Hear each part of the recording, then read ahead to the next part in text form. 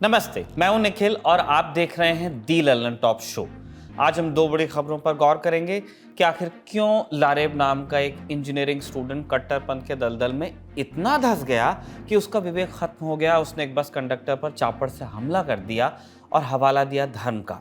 जब धर्म के नाम पर लोग एक दूसरे की गर्दन काटने लगे तो हमें सचेत हो जाना चाहिए, क्योंकि अब कट्टरपंथी किसी धर्मस्थल पर तैयार नहीं होते हैं, जंगल में बने किसी कैंप में तैयार नहीं होते हैं। अब वो तैयार होते हैं मोबाइल फ़ोन पर, जो हर किसी के जेब में है। इसलिए हम प्रयागराज के इस मामले पर गौर करेंगे और चीन में सामने आ रही एक और बीमारी पर भी, जिसे लेकर अब भारत में भी अलर्ट जारी हो गया है। उत्तर प्रदेश के प्रयागराज में एक लड़के ने बस कंडक्टर पर चापड़ से हमला कर दिया। पीड़ित की गर्दन और शरीर के कई हिस्सों पर गंभीर चोटें आईं। अस्पताल में इलाज चल रहा है। 24 नवंबर को यह खबर टीवी पर फ्लैश हुई।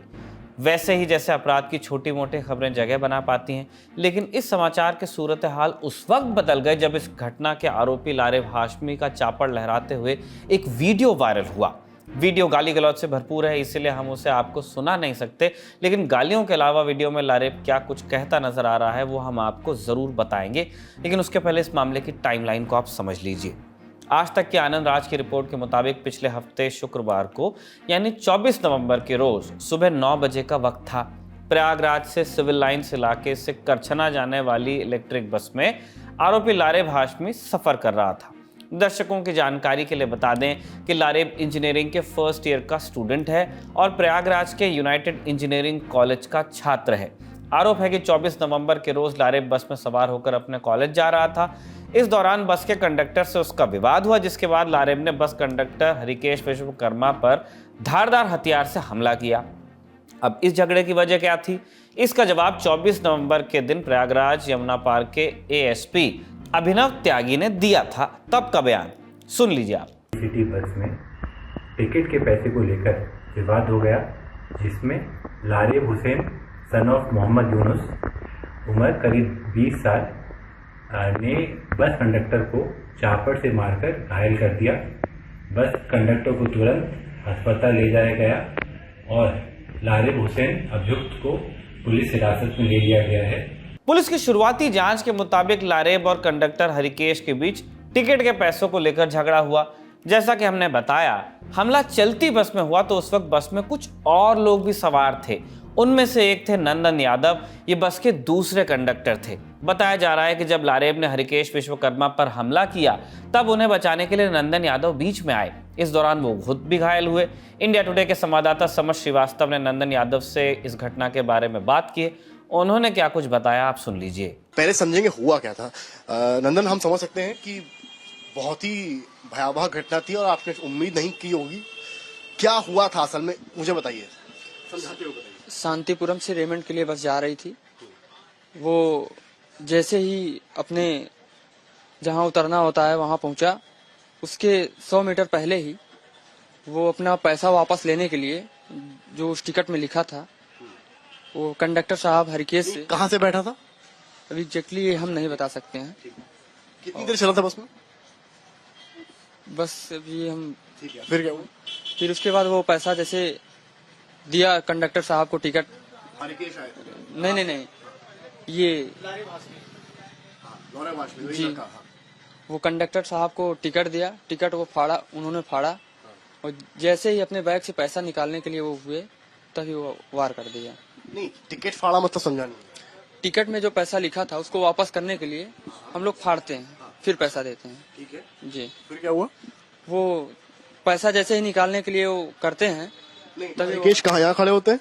हरिकेश वहाँ बैठे होते हैं। हरिकेश वहाँ बैठे हैं, 1 मिनट, यहाँ पे हरिकेश बैठे हैं, ठीक है, और यहाँ पर लारेब हाशमी बैठा है। तो वो खड़े होकर मांगते हैं ना टिकट। ये आदमी खड़ा होकर जो है, मैं हूँ कंडक्टर, मैंने इनसे टिकट मांगा। नहीं, वो टिकट पहले से ही कटवा चुके हैं। अच्छा। जहाँ से बैठे हैं वहाँ रिमेनिंग अमाउंट वापस उस हाशमी को चाहिए था। तो जैसे ही कंडक्टर को उसने टिकट दिया तो कंडक्टर ने उनका पैसा रिटर्न करने के लिए टिकट पे देखा क्या अमाउंट है। तो जैसे ही पैसा रिटर्न करने के लिए हरिकेश बैग से पैसा निकाल रहा था, उसी समय हाशमी ने उस पर अटैक। कैसे अटैक? आप यहाँ बैठे क्या देखा आपने? वो निकाला, बस उनको मार दिया। दूसरी बार वार किया। नहीं, वहाँ बैठे थे। वहां बैठे थे तो उसने यहीं से अटैक किया? जी हाँ। नंदन यादव घटना के प्रत्यक्षदर्शी हैं। उन्होंने टिकट के पैसों को लेकर विवाद होने जैसी कोई बात नहीं बताई। आगे बढ़ते हैं और जानते हैं कि बस कंडक्टर पर हमले के बाद लारेब ने किया क्या। बताया जा रहा है कि लारेब ने ये वारदात कॉलेज से कुछ ही दूर पहले अंजाम दी थी। जब तक बस में मौजूद यात्री कुछ समझ पाते, तब तक लारेब बस से उतरकर कॉलेज के अंदर घुस गया। कुछ समय बाद घटनास्थल से करीब 2.5 किलोमीटर की दूरी पर चांडी बंदरगाह के पास से लारेब को गिरफ्तार किया गया। पुलिस का कहना है कि जब लारेब को हमले में इस्तेमाल चापड़ की बरामदगी के लिए ले जाया जा रहा था, तो उसने पुलिस पर फायर किया। जवाबी कार्रवाई में लारेब के पैर में गोली भी लगी, जिसके बाद उसे इलाज के लिए प्रयागराज के SRN अस्पताल में भर्ती कराया गया। दूसरी तरफ इस घटना में घायल बस कंडक्टर हरिकेश विश्वकर्मा को भी इलाज के लिए इसी अस्पताल में भर्ती कराया गया है। अब बात उस वीडियो की जिसका जिक्र हमने शुरुआत में किया। लारेब वारदात को अंजाम देने के बाद जब अपने कॉलेज में घुसा, तब उसने एक वीडियो बनाया जिसमें उसने कहा था, अस्सलाम वालेकुम रहमतुल्लाह बरकातहू। वो मुसलमानों को गाली दे रहा था। हज़रत खालिद बिन वलीद रज़ी अल्लाह ताला अन्हु की बरकत से मैंने उसे मारा है। इंशाअल्लाह वो बचेगा नहीं, इंशाअल्लाह वो मरेगा। यहाँ से फनाश तक पूरी दुनिया तक ये गरीब नवाज की दर का पैगाम दे रहा कि जिसने हुजूर के खिलाफ बात की है, लब्बैक या रसूलुल्लाह, हम जिएंगे आपके लिए, मरेंगे आपके लिए। ये हुकूमत मोदी और योगी की नहीं है। अपनी जान हुजूर के लिए कुर्बान कर दो, लाशों के ढेर लगा देंगे इंशाअल्लाह। इस वीडियो में भी लारेब ने बस कंडक्टर से पैसों को लेकर हुए किसी विवाद का जिक्र नहीं किया। इस वीडियो के सामने आने के बाद इस मामले की जांच का एंगल ही बदल गया। आज तक के सहयोगी संतोष शर्मा के मुताबिक प्रयागराज पुलिस और ATS की शुरुआती पूछताछ में कई अहम जानकारियां अब सामने आने लगी हैं। जैसे लारेब के लैपटॉप और बरामद मोबाइल फ़ोन की सर्च हिस्ट्री में धार्मिक कट्टरता से संबंधित वीडियो देखने की पुष्टि हुई है। पिछले 8 महीनों से लारेब इस तरह का कंटेंट देख रहा था। पिछले 2 महीनों में लारेब ने पाकिस्तान के मौलाना खादिम हुसैन रिजवी के काफ़ी वीडियोस देखे थे। अगर ये वीडियो नहीं आता तो ये कहा जा सकता था कि ये कंडक्टर से विवाद हुआ, कंडक्टर से विवाद के बाद मारपीट हुई, किसी भी बात को लेकर के विवाद हुआ और जिसके बाद इंजीनियरिंग के छात्र ने उसको चापड़ मार दिया। लेकिन जब वो वीडियो आया और उस वीडियो में जो बातें कही उसने, वो बातें इस ओर इशारा कर रही थी कि वो रेडिकलाइज्ड हो गया था, सेल्फ रेडिकलाइज्ड। उसने एक तो पाकिस्तान के जो मौलाना है, जो वहां के स्कॉलर कहे जाते हैं लेकिन कट्टरपंथी मौलाना है, खादिम हुसैन रिजवी, उनका नाम लिया, बाकायदा नाम लेकर के कहा कि आपने जो बताया, और उसके हिसाब से या लब्बैक लब्बैक अल लब्बैक करके उसने नारेबाजी की। उसके बाद उसकी पूरे 1.5 मिनट के वीडियो में कुछ पंजाबी शब्दों का इस्तेमाल हुआ। तो शुरुआत में जब इन्वेस्टिगेशन हुआ तो प्रयागराज पुलिस को लगा कि कहीं ऐसा तो नहीं है कि जो इसका हैंडलर है, क्योंकि ये प्रयागराज का रहने वाला है, प्रयागराज की भाषा में कहीं पंजाबी पुट नहीं आता, पंजाबी शब्दों का इस्तेमाल नहीं होता, पंजाबी एसेंट यूज नहीं होता है, वो तो खाली इलाहाबादी भाषा होती। तो ऐसे में शक हुआ कि कहीं ऐसा तो नहीं है कि पंजाबी कोई खालिस्तानी कनेक्शन हो, क्योंकि इस समय खालिस्तान के भी तमाम जो सिंपैथाइजर्स हैं वो भी अपना एक अलग नेटवर्क पैदा कर रहे हैं। तो उस तरफ शक हुआ, लेकिन जब देखा गया तो इसका एक लगभग कहा जाए कि 8 महीने से बहुत ज्यादा ये वीडियो देखने लगा था, इसके मोबाइल, इसके लैपटॉप में सर ऐसे वीडियोस देख रहा था। अब ये खादिम हुसैन रिजवी कौन हुए? इनका संक्षिप्त परिचय इतना है कि यह तहरीक लब्बैक या रसूलुल्लाह इस संस्था के संस्थापक थे। खादिम हुसैन रिजवी इस्लाम धर्म को लेकर काफ़ी कट्टर विचारधारा के समर्थक थे। लारेब से पूछताछ में जब पुलिस ने खादिम हुसैन रिजवी का जिक्र किया तो उसने बताया कि वो उन्हें जानता नहीं है, लेकिन उनकी विचारधारा हमसे मिलती थी, इसलिए वो उन्हें फॉलो करता था। लारेब ने और क्या बताया, सुनिए। उनकी आइडियोलॉजी हम लोग से मिलती है, उनको फॉलो भी करते हैं सर। वो बरेलवी हैं इसलिए फॉलो करते हैं। खान साहब को जानते हैं? जानते नहीं है, बस ऐसे मतलब नेट पे देखे थे उनको। आप जो वीडियो आपको वायरल हुआ उस वीडियो में उसी अंदाज में आप बोल रहे थे? बिल्कुल सर, वो इसलिए कि जो गुस्ताख लोग हैं उनको पैगाम देने के लिए आपने उनका वो भी कहा, उनका जिक्र भी किया था। जी सर, क्योंकि उन्होंने बात की थी, नबी की इज्जत की बात की थी, तो इसीलिए हम उनका बात करते हैं। लारेब ने अपने वायरल वीडियो में लब्बैक के नारे का जिक्र भी किया था। ये एक धार्मिक नारा है जिसका इस्तेमाल मुस्लिम कट्टरपंथी नेता खादिम हुसैन रिजवी ने लोगों को भड़काने के लिए किया था। एक्सपर्ट इस नारे के बारे में क्या बताते हैं, आप सुनिए। देखिए, लब्बैक एक एक ऐसा नारा है जो मतलब जिसमें कि अल्लाह की मदद मांगी जाती है, और ऐसे तमाम लोग जो हैं जो कि इस्लामी आतंकवाद से जुड़े हुए हैं, वो इस तरह की चीज़ों का इस्तेमाल करते हैं। लेकिन इसमें मैं आपको एक और चीज़ बताना चाहता हूँ, और वो ये है कि भारत के अंदर जो लोग इस विषय पर शोध करते हैं, और अगर आप उनके शोध को ध्यान से पढ़ें, यानी भारत में पिछले 20 सालों के अंदर जो इस्लामी आतंकवाद पर होने वाले शोध हैं, यदि आप उनको बहुत ध्यान से देखें तो आप ये पाएंगे कि जो अंतर्राष्ट्रीय आतंकवादी संगठन हैं, वो भारत में तकरीबन तकरीबन विफल रहे शुरू में। उन्होंने बहुत कोशिश की कि वो हिंदुस्तानी मुसलमानों को भड़काएं और इस किस्म की कोशिश करें। तो ये जो शोध हैं वो हमें बता रहे हैं कि इस तरह के जो ग्रुप्स हैं, इस तरह की जो अंतर्राष्ट्रीय इस्लामी आतंकवादी संस्थाएं हैं, चाहे वो अलकायदा हो, चाहे वो ISIS हो, ये भारत में बहुत ज्यादा विफल रहे हैं, और इनमें एक फ्रस्ट्रेशन है। और उस फ्रस्ट्रेशन की वजह से ये अब जिस चीज का सहारा लेते हैं, वो सहारा होता है धर्म का, क्योंकि कोशिश ये कर रहे थे कि मुसलमानों की आर्थिक या राजनीतिक हालत को ये मुद्दा बनाएं और भारतीय मुसलमानों को भड़काने की कोशिश करें, जिसमें ये पिछले 20 सालों में विफल हुए। अब इनके पास में एक ही चीज बचती है, वो है धर्म। और जैसे ही धर्म की बात आती, जो लब्बैक वाली बात आपने कही, ये इस तरह के संगठन, इस तरह के मौलाना इन चीजों का इस्तेमाल इसलिए करते हैं ताकि एक आम आदमी को, चाहे वो हिंदू हो या मुसलमान, उसमें धर्म की वैधता नजर आए। तो इसलिए ये धर्म का दुरुपयोग जो है वो वैधता के लिए करने की कोशिश। खादिम हुसैन रिजवी भले इस दुनिया में नहीं, लेकिन उनके जहर भरे भाषण आज भी यूट्यूब पर उपलब्ध हैं, जो लारेब हाशमी जैसे नौजवानों के दिमाग में जहर भरने के लिए काफ़ी हैं। लेकिन इस सब का एक बस कंडक्टर पर हमले से क्या ताल्लुक है? यही सवाल जब पुलिस ने लारेब से किया, तब उसने क्या जवाब दिया, आप सुनिए। जाति सूचना शब्द बोल दिए। क्या? अच्छा। हमको नहीं बोले थे, वो दूसरे लोग से बोल रहे थे पब्लिकली, तो सब हंस रहे थे। अच्छा। इसी वजह से लारेब के मुताबिक बस कंडक्टर ने किसी दूसरे व्यक्ति को जाति सूचक शब्द बोले थे, जिस वजह से उसने बस कंडक्टर पर जानलेवा हमला कर दिया। लारेब ने पूछताछ में खुद को अतीक अहमद का भी फैन बताया है। कैमरे के सामने लारेब के इन कबूलनामों की वजह से कहा जा रहा है कि लारेब सेल्फ रेडिकलाइजेशन की जद में आ चुका है।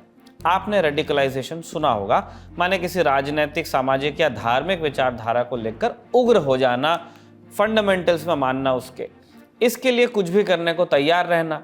इसी रेडिकल अप्रोच से हिंसा का रास्ता भी तैयार होता है। कुछ भी का मतलब कुछ भी। आज पूरी दुनिया में धार्मिक कट्टरता एक बड़ी समस्या है। कुछ साल पहले तक कट्टरता फैलाना इतना भी आसान नहीं था। धर्मगुरु या कट्टरपंथी संगठन युवाओं को समाज सेवा के नाम पर जोड़ते थे, फिर धीरे धीरे उनमें नफरत का जहर भरते थे। सोशल वर्क बताएंगे लेकिन काम दूसरा करवाएंगे। आपने कई बार मॉड्यूल्स पकड़ाने की खबर सुनी होगी। इसके लिए फिजिकल इंफ्रास्ट्रक्चर लगता है। मुस्लिम कट्टरपंथ के मामले में इंफ्रास्ट्रक्चर उनके धर्मस्थल की शक्ल में होता है।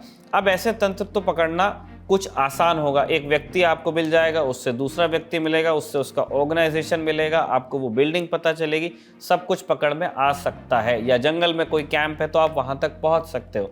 लेकिन अब दुनिया में रेडिकलाइजेशन से बड़ी समस्या हो गई है सेल्फ रेडिकलाइजेशन। इतना नफरती और कट्टरपंथी कंटेंट इंटरनेट पर उपलब्ध है कि किसी संगठन से जुड़ना जरूरी नहीं है। ऑफिशियली बैठे बैठे फोन पर वीडियो देखते रहिए, आप कट्टरपंथ के दलदल में उतरते जाएंगे और पता भी नहीं चलेगा आपको। सोशल मीडिया का एल्गोरिदम भी ऐसा है कि एक बार आप घटिया सामग्री देखने लगे, कट्टर सामग्री देखने लगे, तो आपको बार बार वही सामग्री फ्लैश होती रहेगी, चाहे आप कोई भी सोशल मीडिया ऐप चलाते हो। लारेब के केस में इसी सेल्फ रेडिकलाइजेशन की बात हो रही है, यानी बिना किसी संगठन से जुड़े कट्टर विचारों को अपना लिया उसने। ऐसा लगता है पुलिस को। अभी पूरी जांच होगी तब समझ में आएगा कि एग्जैक्टली क्या था। किसी चरमपंथी संगठन से बिना ट्रेनिंग लिए लोग उनके बहकावे में आ जाते हैं। लगातार वीडियो और दूसरे कंटेंट को देखकर या पढ़कर वो उस विचारधारा पर इस तरीके से यकीन करने लगते हैं कि वो किसी भी हद तक जाने को तैयार हो जाएं। सुनिए विशेषज्ञ इस ट्रेंड को लेकर क्या सोचते हैं। दिलचस्प कॉन्सेप्ट। अगर हम इसका हिंदी अनुवाद करें तो क्या होगा? हिंदी अनुवाद होगा स्वसंचालित अतिवाद। एक ऐसा अतिवाद जिसमें कि मुझे किसी व्यक्ति या किसी संस्था की जरूरत नहीं है, बल्कि मैं स्वयं ही उस तक पहुंचूंगा। तो ये बिल्कुल एक अलग किस्म की चीज है। यानी ये जरूरी नहीं है कि कोई संस्था मुझ तक आए, कोई व्यक्ति मुझे मोबिलाइज करने के लिए आए, बल्कि मेरा अपना इंक्लिनेशन ये होगा कि मैं जाकर उस संस्था से मिलूंगा, उसके वीडियो देखूंगा और अपने आप को ये घोषित कर दूंगा कि मुझे किसी ने नहीं किया, बल्कि माहौल ही ऐसा था कि मैं उसके प्रति आकर्षित हो गया और अतिवाद में फंस गया। एक पहला अर्थ तो इसका निकलता है, वो ये निकलता है।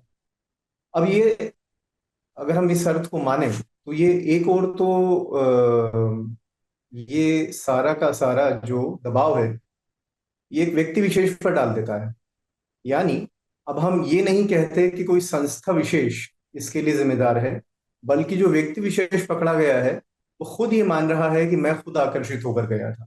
तो इसका मतलब ये हुआ कि संस्थागत और व्यक्तिगत दोनों के बीच का अंतर जो है वो यहाँ धूमिल हो जाए, और कोई भी व्यक्ति को हम ये कह सकेंगे कि वो व्यक्ति जो है दरअसल इस स्व संचालित अतिवाद का न केवल शिकार है, बल्कि वो प्रोपगेट भी कर रहा है। यानी वो उसका मसीहा भी है, उसका प्रवर्तक भी है।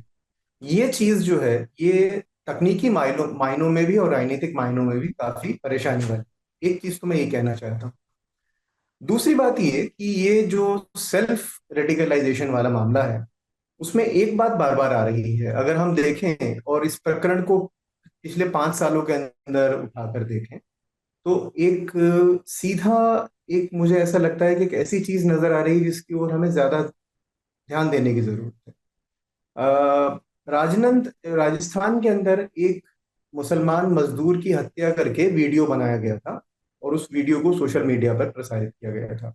उसके बाद 2 अतिवादियों ने एक कन्हैयालाल नामक व्यक्ति को एक बार फिर राजस्थान में उसकी हत्या की और उसका वीडियो बनाकर उन्होंने वायरल कर दिया। अब ये तीसरा ऐसा वाकया है। यानी कि ये जो अतिवाद है ये दरअसल एक ऐसी समस्या बनता जा रहा है जिसका एक रिश्ता कहीं ना कहीं पर मीडिया से भी जुड़ा हुआ है। यानी सोशल मीडिया पर अब अपने आप को चमकाने की कोशिश करते हैं, और अपने आप को चमकाने की इस पूरी प्रक्रिया में आप जो गिवन जो आपको दिए हुए सांचे हैं उसमें अपने आप को रख देते हैं।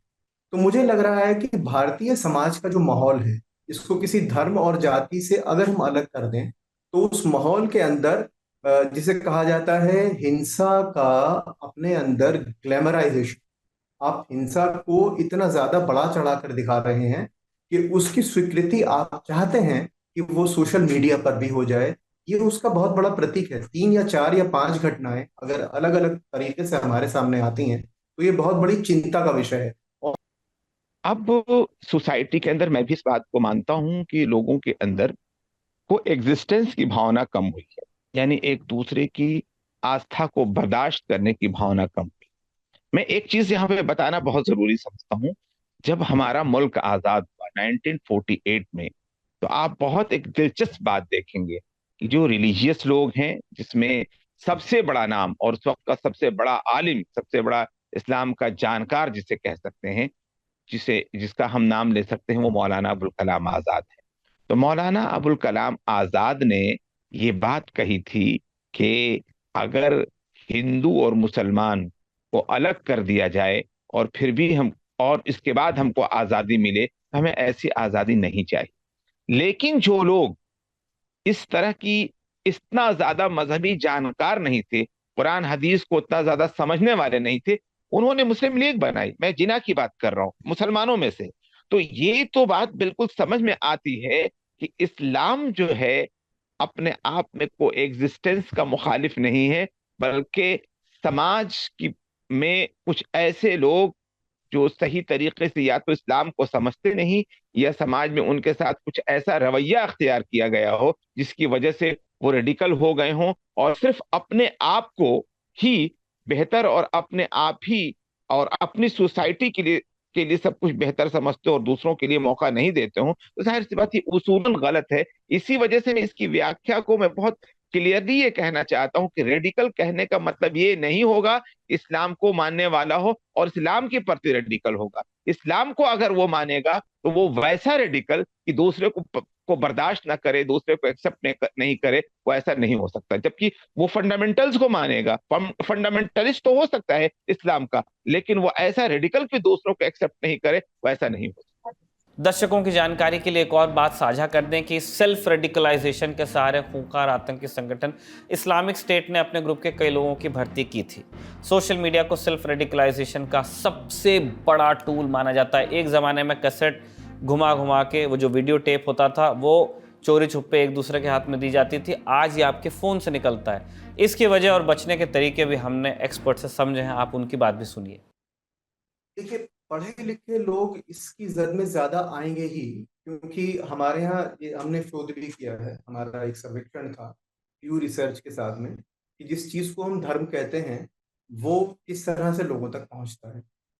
वो हर धर्म के बारे में है, उसको उसको केवल इस्लाम के बारे में या हिंदुइज्म के बारे में नहीं, भारत के तमाम धर्मों के ऊपर हमने एक सर्वेक्षण किया था और हमने ये पाया था कि लोग दरअसल धर्म को, जैसे मैंने अपनी किताब सियासी मुस्लिम में भी उसका जिक्र किया है, कि हमारा जो धर्म है वो FAQ रिलीजियोसिटी है, यानी जिसे अंग्रेजी में कहा जाता है फ्रिक्वेंटली आस्क्ड क्वेश्चंस।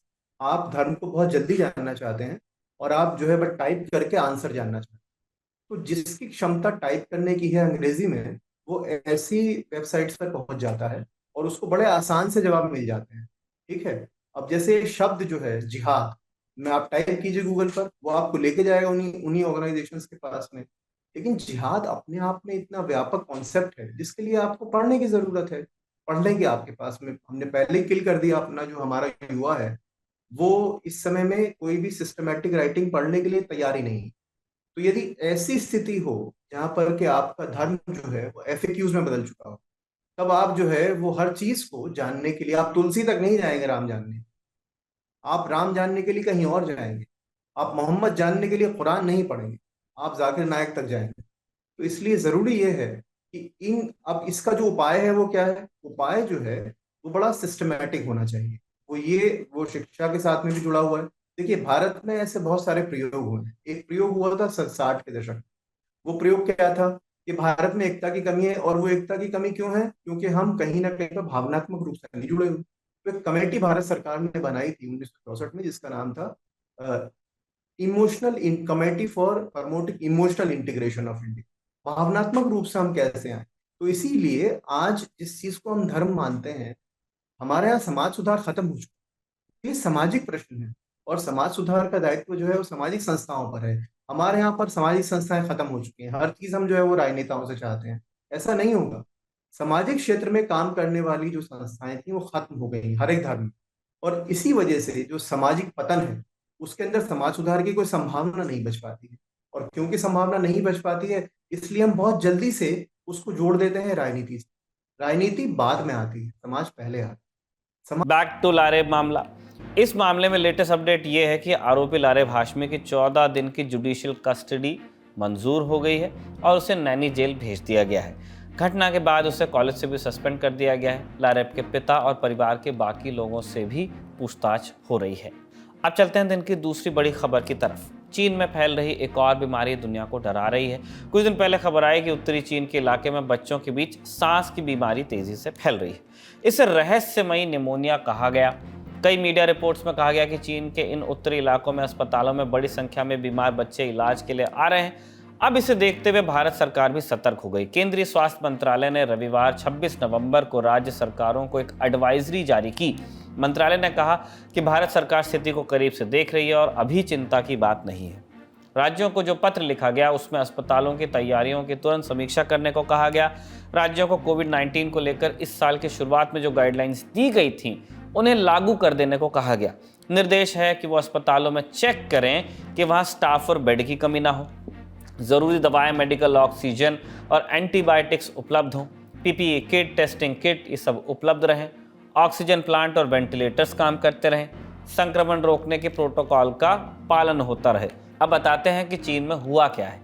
13 नवंबर को चीन के नेशनल हेल्थ कमीशन ने एक प्रेस कॉन्फ्रेंस में बताया कि सांस से जुड़ी बीमारियों में तेजी आई है।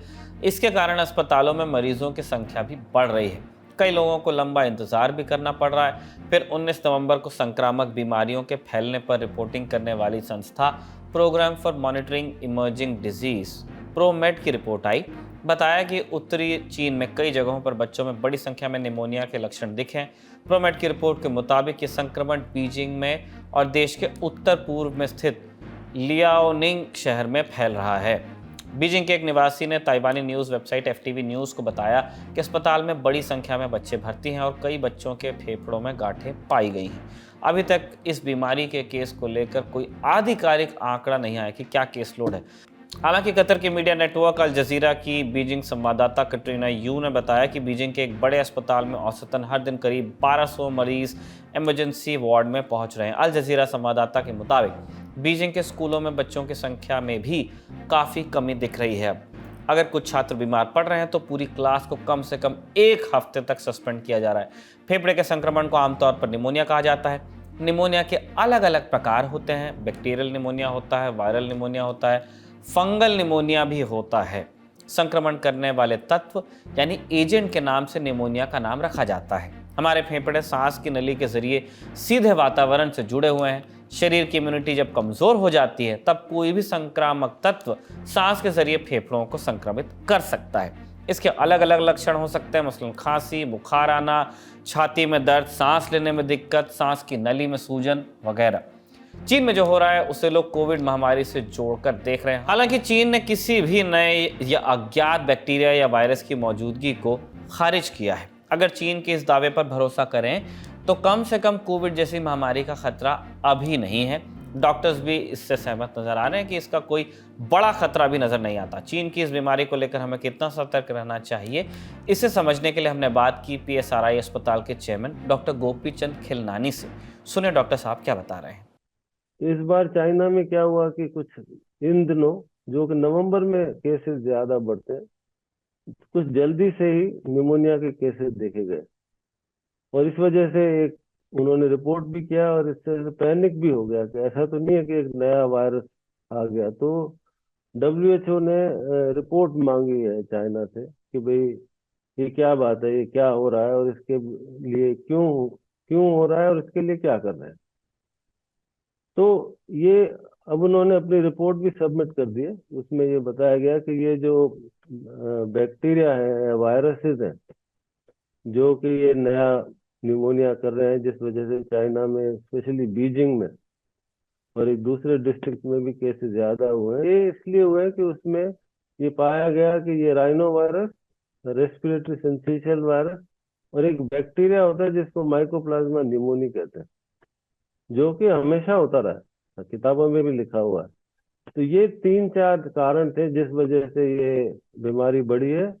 ये कोई नया वायरस नहीं आया है जिससे कि हम डरे, और इसका कारण भी हमें कुछ विदित है। कारण ये है कि ये जो वायरल इन्फेक्शन होते हैं ये हर साल होते हैं। चीनी नेशनल हेल्थ कमीशन के अधिकारियों ने बताया कि सांस से जुड़ी बीमारियां कोरोना महामारी को रोकने के लिए उठाए गए कदमों को वापस लेने से बढ़ी हैं। स्वास्थ्य अधिकारी भी मानते हैं कि ये एक संभावित कारण हो सकता है कि जो कर्ब्स हटें। संक्रामक रोगों के विशेषज्ञ रामशंकर उपाध्याय ने दैनिक भास्कर को बताया है कि कोविड के दौरान सख्ती बरते जाने के कारण अधिकतर बच्चों में इम्यूनिटी डेवलप नहीं हो पाई, वो लंबे समय तक घर के भीतर रहे। अब जब वो बाहर निकल रहे हैं तो वायरस और बैक्टीरिया की चपेट में आ रहे हैं, इसलिए वो तेजी से बीमार पड़ रहे हैं, ऐसा हो सकता है। प्रेस कॉन्फ्रेंस में चीनी अधिकारियों ने भी कहा था कि सर्विलेंस बढ़ाने और स्वास्थ्य ढांचे को मजबूत करने की जरूरत है। विश्व स्वास्थ्य संगठन यानी WHO ने चीन से इस बीमारी को लेकर डिटेल रिपोर्ट मांगी है, जैसे लैब रिजल्ट, अस्पतालों की स्थिति वगैरह वगैरह। साथ ही कहा है कि संक्रमण को फैलने से रोकने के लिए कदम उठाए जाएं। चीनी अधिकारियों ने जवाब में बताया कि इसके लिए mycoplasma respiratory syncytial virus RSV और कोविड-19 वाले वायरस को जिम्मेदार बताया गया है। 22 अक्टूबर को WHO ने एक प्रेस रिलीज जारी की थी। कहा था कि वो चीन में डॉक्टरों और वैज्ञानिकों के संपर्क में। WHO ने भी बताया कि मिड अक्टूबर से ही उत्तरी चीन में इन्फ्लुएंजा जैसी बीमारियां पिछले 3 सालों की तुलना में बढ़ गई हैं। निमोनिया का इलाज करने के लिए एंटीबायोटिक दवाइयों का इस्तेमाल किया जाता है। इससे बचने के लिए बच्चों को लंबे समय से न्यूमोकोकल वैक्सीन लगाई जा रही है। अब सवाल यह है कि क्या कोविड की तरह दुनिया के दूसरे हिस्सों में ये बीमारी फैल सकती है, जो भी रहस्यमय निमोनिया है। अभी तक एक्सपर्ट्स इस बात से इत्तेफाक नहीं रखते, क्योंकि वो मानते हैं कि ये कोई नया वायरस नहीं है। इसे समझने के लिए हमने डॉक्टर गोपीचंद खिलनानी से बात की। सुनिए उनकी क्या राय है। कोविड के दौरान क्योंकि कोविड एप्रोप्रिएट बिहेवियर चाइना ने बहुत ज्यादा फॉलो किया, लॉकडाउन किए, तो वो लोगों की इम्यूनिटी इन वायरसेस से कम हो गई, क्योंकि इन्फेक्शन कम हुए। अब जब सब कुछ खुल गया, जीवन सामान्य हो गया, सब लोग मिलने जुलने लगे, तो ये एक वजह है कि ये इन्फेक्शन अब ज्यादा होने लग गए। और कुछ तो ये जिसको ILI कहते हैं, इन्फ्लुएंजा लाइक इलनेस होती है, वो ही वायरस जो इन्फ्लुएंजा लाइक इलनेस करता है वो न्यूमोनिया भी कर सकता है। और इस बार चाइना ने ये भी बताया कि एक एटिपिकल बैक्टीरिया जो माइकोप्लाज्मा न्यूमोनी है, वो भी उन्होंने उसको डायग्नोज किया है। तो कहने का अर्थ ये, कोई पैनिक की जरूरत नहीं है। लेकिन ठीक है, भारत सरकार ने सब स्टेट्स को लिखा है कि अपनी तैयारी रखें, PPE किट हो और सब अस्पतालों को तैयार रखें। लेकिन मेरा व्यक्तिगत सोचना यह है कि किसी भी तरह के पैनिक की जरूरत नहीं है। ये एक साधारण आउटब्रेक है जो चाइना में हुआ है, और ये ठीक हो जाएगा। तो आपने डॉक्टर साहब को सुन लिया। बीमारियों को लेकर हमें सतर्क रहने की ज़रूरत है ही, जब पहले ही हम गंभीर प्रदूषण से घिरे हैं, क्योंकि ये भी सीधे सीधे हमारे स्वास्थ्य पर असर कर रहा है। आज के ललन टॉप शो में बस इतना ही। अपना और अपनों का ख्याल रखिए। शुक्रिया। शुभ रात्रि।